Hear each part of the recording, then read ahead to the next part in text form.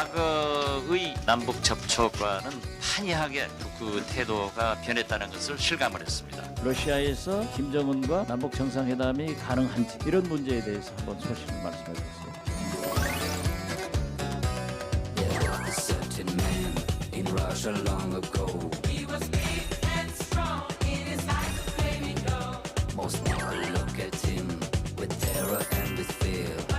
우리가 다시 통화로 가는 모작교를 다 만들 수는 없어도 모두 또 하나는 확실하게 맺겠다 이런 마음으로 임하겠습니다.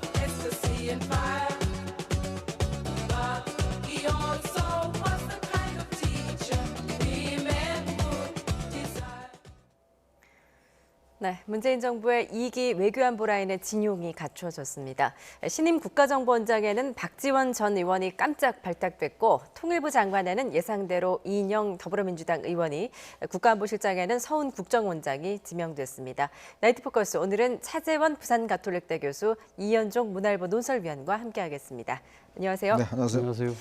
예, 문재인 정부의 후반기 한반도 평화 프로세스를 이끌 새로운 외교안보 라인이 확정됐습니다. 전반적으로 좀 어떻게 평가하십니까?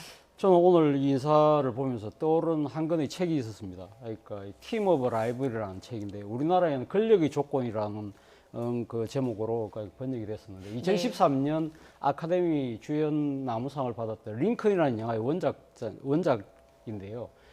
링컨 대통령이 남북 전쟁 때 그때 이 내각을 구성을 할 때 자신하고 이 경쟁 관계였던, 그러니까 이 대선에서 경선을 했던 아주 경쟁자를 국무장관, 재무장관, 전쟁 장관으로 해서 일종의 거국 내각을 만들어서 국가 위기를 돌파하는 그러한 그러니까 일종의 포용의 리더십을 담은 그런 것인데요. 예.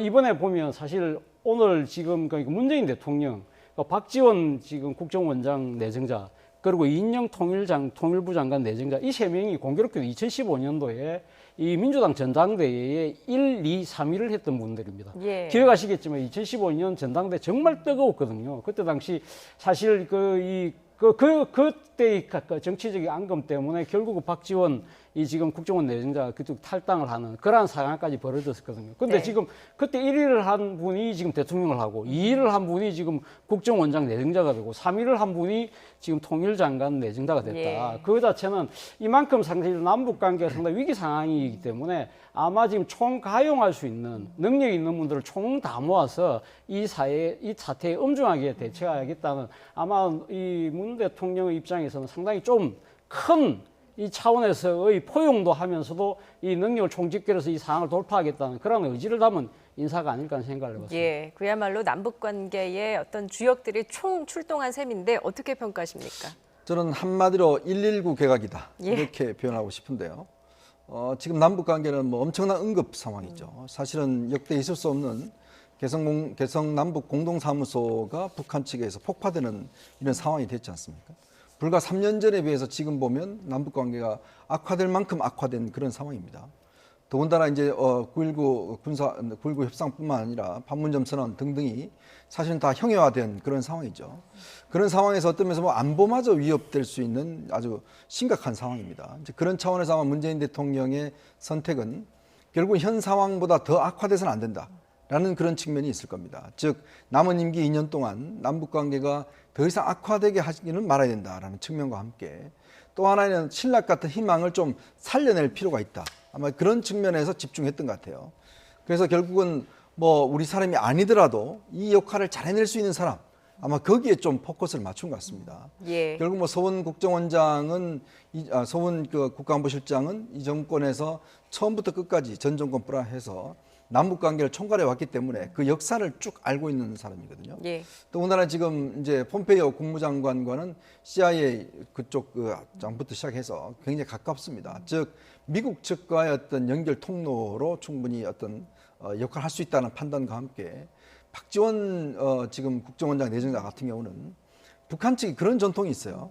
그러니까 아버지와 관계를 맺었던 사람에 대해서는 북한 측의 어떤 그 3세나 2세 같은 경우에 네. 무시를 못하는 그런 관례가 있습니다. 즉 보면 2000년 남북 정상회담에 역할을 했던 박지원 후보자 같은 경우는 그동안 북한 측에서 꾸준히 이제 접촉을 해왔던 인사 아니겠습니까? 예. 그러니까 북한 측이 어떤 김정은 위원장이나 김여정 부부장 같은 경우는 딴 사람은 뭐 대통령까지도 무시하더라도 문제는 박지원 후보자에게 대해서는 쓴소리를 못하는 입장이죠. 왜냐? 자신의 아버지와 함께 어떤 면에서 보면 남북 정상회담을 했던 주역이기 때문에 무시를 못하는 거거든요. 네. 그런 측면에서 아마 문재인 대통령은 박지원 후보자를 내세워서 지금 정말 어떤 면에서 보면 얼굴도 쳐다보지도 않는, 전화통도 다 끊어버리는, 정말 어떤 면은 절연 상태인 남북 관계를 좀 더 살려보겠다. 예. 아마 그런 의지가 저는 포함되어 있지 않나 싶습니다. 예, 오늘 인사에서 그야말로 핵심, 모두를 깜짝 놀라게 한 그 깜짝 인사는 말씀하셨듯이 박지원 전 의원의 국정원장 내정이 아닐까 싶은데요. 지금 배경을 좀 잘 설명을 해주셨는데 청와대는 이렇게 배경을 설명을 했습니다. 직접 들어보시죠. 박지원 국가정보원장 후보자는 4선 국회의원 경력의 정치인으로 메시지가 간결하면서 명쾌하고 정보력과 상황 판단이 탁월할 뿐만 아니라 제18, 19, 20대 국회 정보위원회에서 활동하여 국가정보원 업무에 정통합니다. 박지원 후보자는 2000년 남북 정상회담 합의를 이끌어내는 데 기여하였으며 현 정부에서도 남북 문제에 대한 자문 역할을 하는 등 북한에 대한 전문성이 높다는 평가입니다. 예, 그야말로 박 전 의원이 그만큼 북한에 대해 깊이 있게 이해하고 있다 이런 점을 이제 고려했다라는 설명인데 박지원 전 의원, 그러니까 20년 전 2000년에 그렇죠. 그 첫 남북 정상회담을 네. 이끌었던 주역이기도 하잖아요. 맞습니다. 2000년 남북 정상회담 때 싱가포르에서 송호경 북한의 아태 평화의 부위원장하고 이 접촉을 가져서 그러니까 역사적인 남북 정상회담을 일궈냈던 주역이죠. 예. 그리고 또 그 뒤에 김대중 정부 기간 내내 그러니까 남북 협력을 상당히 주도하는 그런 위치에 있었고, 그리고 사실 어떻게 보면 김대중 대통령을 대신해서 북한을 자주 방문을 하면서 당시 김정일 국방위원장하고도 아주 막익한 사이를 만들어냈고요. 그 뒤에도 뭐 사실 또 계속 완전히 정계에 투신해서 계속적으로 있으면서도 상당히 뛰어난 뭐 대북 정보력 그리고 상황 판단력 이런 것들도 보여줬던 것이 있거든요. 그렇기 때문에 아마 지금 이제 꽉 막혀 있는 남북 관계에서 돌파구를 만드는데 상당히 적임일 수도 있다는 이야기가 나올 수밖에 없는 것이죠. 예. 자, 그리고 또 하나는 제가 봤을 때는 그렇다고 해서 그러면 지금 박지원 그러니까 국정원장 내정자가 그럼 북한에 무조건적으로 가면 끌려갈 것이냐? 저는 꼭 그렇게 보지는 않습니다. 왜냐하면 작년 8월 달인데요. 작년 8월 달이 북한이 그때 미사일 미사일을 발사했는데 강원도 통천에서 발사했어요. 그럴 때 그때 당시 박지원 의원이었죠. 박지원 의원이 상당히 북한에 대해서 비판적인 입장을 낸 적이 있습니다. 그리고 왜 그러냐면 이 강원도 통천이 누구의 고향입니까? 현대 이 지금 그 그룹의 정주행 회장의 고향인데 어떻게 정주행 회장이 남북 관계를 그렇게 앞장섰는데 거기서 어떻게 미사일을 발사할 수 있느냐? 그럼 북한에서 따끔한 질책을 했죠. 그러니까 그 다음 날 바로 북한이 박지원 내정자에 대해서 강한 비판을 쏟아낼 정도였는데요. 저는 뭐 이러한 부분들이 상당히 박지원 그러니까 내정자가 뭐 무턱대고 이렇게 끌려가지는 않을 것이다. 나름대로 상당히 이 지금 북한하고 이 나름대로 자신의 여러 그 판단력 그리고 또 이 정보력 그리고 또 네트워크 이런 걸 통해서 협력할 건 협력하지만 그런 할 말을 할 때는 제대로 하는 그런 차원에서의 그런 모습들 이런 부분들도 아마 발탁의 하나의 배경이 되지 않았을까 하는 생각도 듭니다. 예, 조금 전에 말씀하셨듯이 이제 박지원 전 의원, 문재인 대통령과 그리 좋은 인연만 있었던 건 아닙니다. 그 민주당 그 대표 경쟁에 나섰을 때 뭐 하루가 멀다 하고 그 문재인 대통령을 비판했기 때문에 이른바 뭐 문모닝이다라는 별명도 있지 않았었습니까? 뭐 그런 측면이 분명히 있어요. 특히 이제 문재인 정부 어떤 그 할 때 결국 이제 갈라져서 예. 어떤 독자적인 이제 길을 걸어왔었는데 큰 틀에서 보면 어떤 면에서 보면 문재인 대통령 입장에서 보면 가장 그래도 적극적으로 문재인 대통령을 엄호해줬던 사람이 아닌가 하는 생각이 들어요. 예. 왜냐하면 생각해 보시면 이 정부 들어와서 어쩌면 박지원 의원의 어떤 여러 가지 방송 출연이나 뭐 등등을 통해서 여러 가지 메시지를 통해서 사실상 여당 의원들 100명보다 더 큰 역할을 한 거 아니겠습니까? 이제 그런 측면을 봤을 때는 그동안 쌓여왔던 정치력이라든지 그런 것들이 저는 상당히 작용했으리라 봅니다. 네. 아마 그런 측면에서 보면 또 하나의 아마 이 정부가 고려했던 측면이 있을 거예요. 뭐냐면 박지원 후보자가 만약에 내각에 들어올 경우에 실제로 우려했던 부분은 박지원 중심으로 모든 것이 끌려가는 것이 아니냐. 사실 어떤 면에서 보면 지금 서훈 원장 같은 경우도 예전에 박지원 후보자가 대북 특사하고 할 때 예.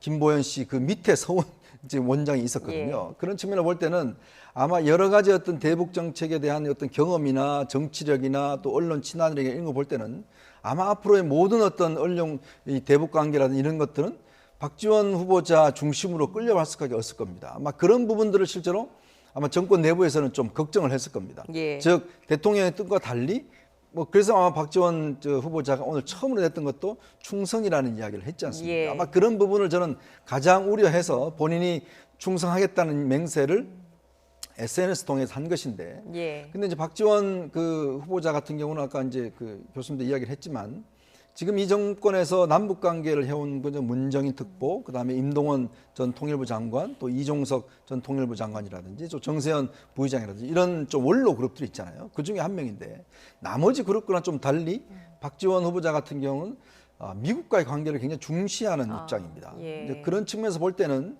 남북 관계라는 게 남북 관계만 되는 게 아니라는 게 지금 증명이 돼 왔지 않습니까? 네. 즉 북미 관계가 해결되지 않고서는 실질적으로 진전이 없다는 건 누구라도 잘 알고 있는 거. 더군다나 박지원 후보자는 누구보다도 잘 알 겁니다. 예. 본인이 2000년도 했다 결국은 어떤 면에서 6.15 정상회담이 이후에 실패되는 과정들을 쭉 지켜봤기 때문에 미국이 움직이지 않으면 결국 남북관계 진전이 없다는 걸 알고 있거든요. 예. 그런 측면에 봤을 때는 아마 저는 좀 실용적인 노선을 걷지 않을까. 어떤 이념적으로 우리 민족끼리 뭐 이런 것보다는 실적으로 미국과의 관계를 적극적으로 해 나가면서도 북한과의 관계를 해 나가는 예. 아마 그런 노선으로 갈 가능성이 좀 높다고 봅니다. 예, 박지원 신임 국정원장이 좀 실용적인 노선을 걸을 가능성이 높다라는 분석까지 해주셨습니다. 조금 전에 박지원 전 의원 SNS에 올린 글을 잠깐 보셨지만 충성을 다하겠다. 네. 그리고 SNS를 끊겠다라고 소감을 밝혔거든요. 그렇죠. 어떻게 보셨습니까? 아무래도 뭐 국정원장이라는 자리 자체가 사실 지금 그러니까 전면에 나설 수 있는 그런 상황은 아니지 않습니까? 네. 아무래도 그러니까 지금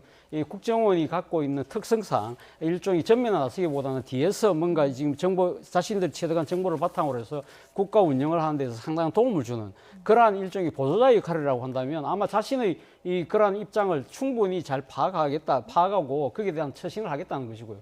그리고 또 지금 뭐 박지원 내정자 같은 경우는 상당히 언론 활동도 상당히 이제 적극적으로 해왔던 편이지만 그러나 지금 그 상당히 국정원이라든지 국가의 최고 기밀, 안보와 관련된 여러 가지 이 극비 사항들을 다루는 상황이라고 한다면 자신 스스로가 상당히 입조심을 하고 행동 거치에 상당히 무게를 싣겠다는 그러한 의미고 그리고 또 특히 이 지금 그 문재인 대통령과의 관계가 앞서 뭐 우리 앵커께서도 말씀하셨지만 과거 이 정치적으로 상당히 껄끄러운 관계였지 않습니까? 그러나 예. 지금은 그러니까 자신에 대한 임명권자에 대한 나름대로의 그러니까 지금 그러니까 예를 다하겠다. 그러한 자세는 저는 뭐 국정원장을 자신이 그러니까 지금 맡겠다는 입장에서 본다고 한다면 상당히 뭐 낮고 겸손한 자세를 잘 그렇게 제대로 보이고 있는 것이 아닐까 생각이 듭니다.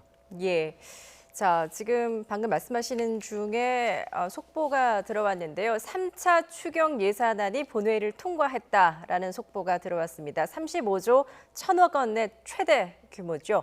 3차 추경 예산안이 조금 전에 국회 본회의를 통과했다라는 속보가 들어왔습니다. 정부 추경안 제출 29일 만에 지금 처리가 된 것이고 가장 짧은 기간이 아닐까 싶습니다. 심의 닷새 만에 마무리가 됐는데요. 이 상황에 대해서 좀 짧게 코멘트를 해주실까요? 지금 일단 3차 추경안이 일단 통과됐는데 역대 가장 많은 액수의 추경안이고 가장 예. 짧은 시간에 통과된 추경안입니다. 그러니까 그런 면에서 볼 때는 지금 이제 우리 예산의 어떤 재정에 큰 부담을 일단 안게 됐어요. 문제는 특히 이제 야당이 없는 상황에 여당 단독으로 지금 어떤 심사를 했지 않습니까? 예.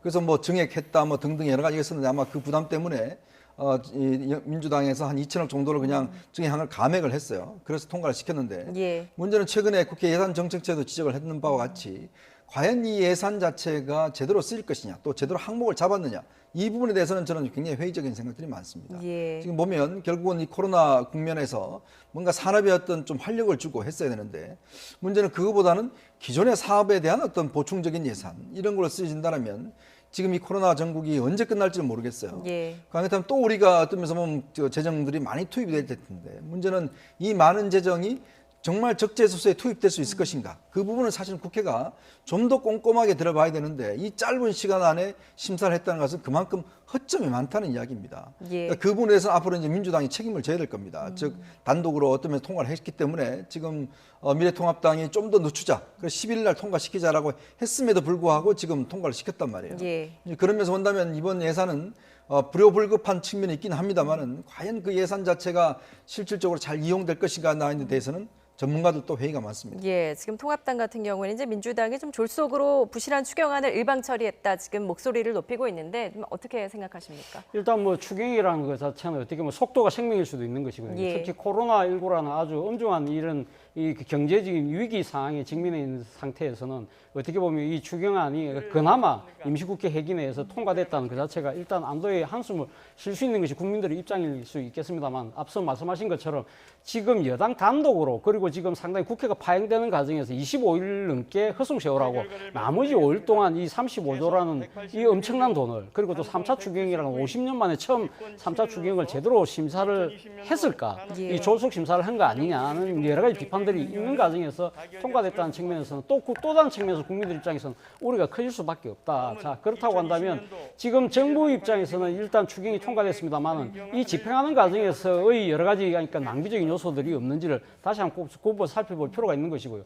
또 이와 더불어서 제가 꼭 짚고 싶은 부분은 과연 이렇게 엄청난 국민의 혈세가 들어간 35조라는 이 예산이 통과될 수밖에 없는 이러한 상황에서 야당이 제대로 역할을 했느냐는 부분입니다. 물론 이 지금 이 여당의 이 단독 원구성에 그러니까 반발하기 때문에 들어갈 수 없었다고 이야기하지만 그것이 명분이 될 수 있을까? 예. 제가 생각했을 때는 그러니까 이 35조라는 엄청난 혈세가 처리되는 데 있어서 야당이 손을 놓고 있을 정도로 그럼 법사위원장이라는 그 한 사안에 모든 걸 올인할 수 있을 필요가 있었을까? 예. 이런 부분들에서 많은 국민들이 의구심을 가질 수밖에 없다는 겁니다. 그렇다고 한다면 아마 다음 주 정도 되면 아마 미래통합당이 아마 돌아올 것 같은데요. 뭐 일단 통과는 됐습니다만은 이러한 그 과정에 이 통과된 예산이 제대로 집행되는지 이런 부분들에 대해서는 늦지만 야당이 좀 더 살펴볼 필요가 있는 것이 아닐까 생각합니다. 예. 지금 외교안보 라인에 대한 이야기를 나누던 중에 3차 추경안이 본회의를 통과했다라는 속보까지 좀 짚어봤습니다. 자, 그동안 지금까지 했던 이야기 좀 다시 나눠보도록 하겠습니다. 자, 통일부 장관에는 좀 예상대로 원내대표 출신의 4선 의원이죠. 이인영 더불어민주당 의원이 또 청와대 국가안보실장에는 서훈 국정원장이 내정이 됐는데요. 기존 안보 라인과 어떤 호흡을 보여줄지도 관심입니다. 입장 발표 직접 들어보시죠. 평화의 문이 닫히기 전에 다시 평화의 길을 열어야 한다는 절박감으로 지명 절차에 응했습니다. 우리가 다시 평화로 가는 오작교를 다 만들 수는 없어도 로드돌 하나는 착실하게 놓겠다 이런 마음으로 임하겠습니다. 대내외적으로 엄중한 시기에 중책을 맡게 되어 무거운 책임감을 느낍니다. 한반도의 평화를 국민들께서 안심하실 수 있도록 제도적으로 정착시키는 것이 문재인 정부의 목표입니다. 아울러 한반도의 완전한 비핵화를 이루기 위해 끊임없이 노력할 것입니다. 예, 그야말로 뭐 남북 관계 그 주역들이 총 출동한 이번 인사인데 문 대통령이 이번 주에 이제 3차 북미 정상회담 중재 의사를 밝히지 않았습니까? 과연 11월 미국 대선 전까지 과연 대화의 동력을 만들어낼 수 있을까요? 어떻게 보십니까? 이번에 지금 남북 연락사무소 폭파하고 난 뒤에 이도훈 한반도 평화교섭 본부장이 미국으로 건너가서 아마 지금 그러니까 이 4차 그러니까 북미 정상회담에 대한 이야기를 했던 것 같아요. 그러니까 3차 북미 회담에 대한 이야기를 했던 것 같은데 미국이 그 반응이 그렇게 나쁘지 않다는 것이 문재인 대통령의 전언이었는데요. 예. 아마 지금 이 새로 개편된 외교 안보 라인을 통해서 상당히 아무래도 그러니까 이 교착 국면에 있는 이 지금 이 북미 간의 핵 협상을 돌파하기 위해서는 아무래도 이 북미 간에 뭔가 돌파구가 만들어져야 되는데 지금 정부 입장에서 강력한 지금 이 추진의 의사를 갖고 있고요. 그리고 실제 또 이 정의용 안보실장이 완전히 물러난 것이 아니라 앞서 말씀하신 것처럼 지금 대통령 외교 안보 특별 보좌관으로 갔다는 겁니다. 그렇다고 한다면 정의용 외교 안보 특보의 역할은 결국 미국과의 지금 관계 부분을 계속적으로 유지하겠다는 그런 부분이고요. 그런 부분 쪽에서 상당히 노력을 하지 않을까 하는 생각이 듭니다. 예. 자, 그럼에도 불구하고 지금 미국 입장에서는 지금 발등에 등에 불이 떨어진 게 한두 가지가 아닙니다. 그죠? 그러니까 코로나19 사태도 있고요. 그리고 또 뭐 인종 시위도 있고, 그리고 당장 지금 트럼프 대통령이 상당히 지금 이 대선 국면에서 고전하고 있다. 예. 자, 그래서 이 힘들다는 측면도 있지만 또 다른 측면에서는 아마 트럼프 대통령이 자신이 지금 상당히 당면하고 있는 정치적 위기를 돌파하기 위해서 그러니까 지금 북미 회담 카드를 꺼낼 수 있다는 그런 조심스러운 전망도 나오고 있는데 예. 모르겠습니다. 그러니까 일단 여러 가지 관측이 깔리고 있기 때문에 지금 새로 이 지금 개편된 이 외교 안보 라인 입장에서는 이 두 가지 규모의 수를 아마 놓고 상당히 아마 좀 되는 쪽으로 뭔가 힘을 쏟을 것 같은데 미국이 거기에 대해서 적극적으로 하다 발지는 이번에 방한 예정인 비건 이 지금 그 이 부장관이 오면 어느 정도 예. 좀 윤곽이 잡히지 않을까 생각이 듭니다. 예, 임종석 전 실장은 이제 외교안보 특보 자리를 맡게 됐고 정의용 실장도 이제 외교안보 특보를 맡게 됐습니다. 오늘 인사 내용을 보면 이제 모두 북한과의 대화에 좀 적극적인 인물들이거든요. 과연 이번 외교안보 라인 재편에 북한은 좀 어떤 반응을 내놓을지도 궁금합니다. 근데 문제는 지금 박지원 후보자를 제외하고 나머지 지금 임종석 특보라든지 정의용 실장 또 지금 서훈 지금 안보실장 같은 경우는 지난 이 정부 들어서서 남북 관계를 쭉 해왔던 사람들이에요. 네. 근데 그 결과가 어땠습니까? 결국 지금 어떤 면에서 보면 극단적인 상황으로 지금 내몰렸지 않습니까? 지금 뭐 북한이 저렇게 공단 사무실까지 폭발을 하고 남북의 모든 통신선을 다 끊어버렸지 않습니까? 그러니까 이렇게까지 온 데 대한 이유가 뭘까라는 부분을 저는 좀 짚어봐야 된다는 생각이 들어요. 왜냐하면 결국은 비핵화라는 데 대한 기본적인 개념조차도 서로 공유하지 못한 상황에서 뭔가 너무나도 어떤 그 북미 회담 쪽에만 치중을 해서 실제로 그 성사만 이루려고 했던 그런 패착들이 나타난 결과가 아닌가. 지금 존 볼턴 전 보좌관의 책에서도 보면 사실은 미국도 마찬가지지만 서로 간의 어떤 비핵화에 대한 정의, 비핵화에 대한 개념, 또 이걸 어떻게 추진할 것인가가 서로 엇갈리면서 결국 이 사태가 온 거 아니겠습니까? 근데 문제는 이 상황에서 그냥 대화만 한다고 해서 단시 관계가 회복될까요? 저는 그렇게 보지 않습니다. 결국 북한도 어떤 면에서 보면 대화만 한다고 해서 뭔가 얻어지는 게 있을까요? 좀 그렇지 않아요. 왜냐하면 북한 같은 경우도 이 대북제재 해제라는 분명한 어떤 목표가 없이는 나오지 않을 겁니다. 저렇게 예. 예를 들어서 모든 것들을 뭐 폭파하고 여러 가지 관계를 끊었는데 하루아침에 나오리라고는 저는 생각지 않거든요. 그 사람들이 지금 전면에 나섰다고 해서 저는 그런 면에서 본다면 근본적으로 이번 외교안보팀 한계가 뚜렷하다. 결국은 기존에 해왔던 방식을 또 그대로 한다라고 하면 이것은 제가 볼 때는 큰 진전이 없을 것이다. 예. 그렇기 때문에 뭔가 현 상황을 관리하는 쪽, 어차피 지금 미국 대선이 있기 때문에 실제로 저는 대선 전에 뭔가 진전되기 어렵다고 봅니다. 그렇다면 이 안보 상황이 더 격화되는 것들을 막고 현 상황을 그래도 어느 정도 안정적으로만 유지해도 저는 성공적으로 봐요. 그렇다면 미국에 만약에 정권이 바뀌어서 민주당 정부가 들어온다고 하면 민주당 정부는 또 트럼프 정부와는 다른 지금 방식으로 할 거란 말입니다. 예. 그렇게 될 경우는 아마 대북 정책이 새로운 조정 국면에 들어갈 거예요. 이제 그런 상황들이 쭉 있기 때문에 저는 이번 외교안보 팀들이 너무 성급하게 남북 관계를 가져가려고 하다가는 오히려 더 악화시킬 수가 있다. 그런 측면에서 본다면 의욕은 좋지만 그러나 지금 상황에서 남북 관계를 너무 앞서 나가다가는 오히려 더 망칠 수가 있기 때문에 저는 그런 부분을 신중해야 된다고 봅니다. 예. 자, 문재인 정부 후반기 경색된 남북 관계에 과연 이 외교안보 라인, 재편된 외교안보 라인이 돌파구를 좀 마련할 수 있을지 기대를 해보도록 하겠습니다.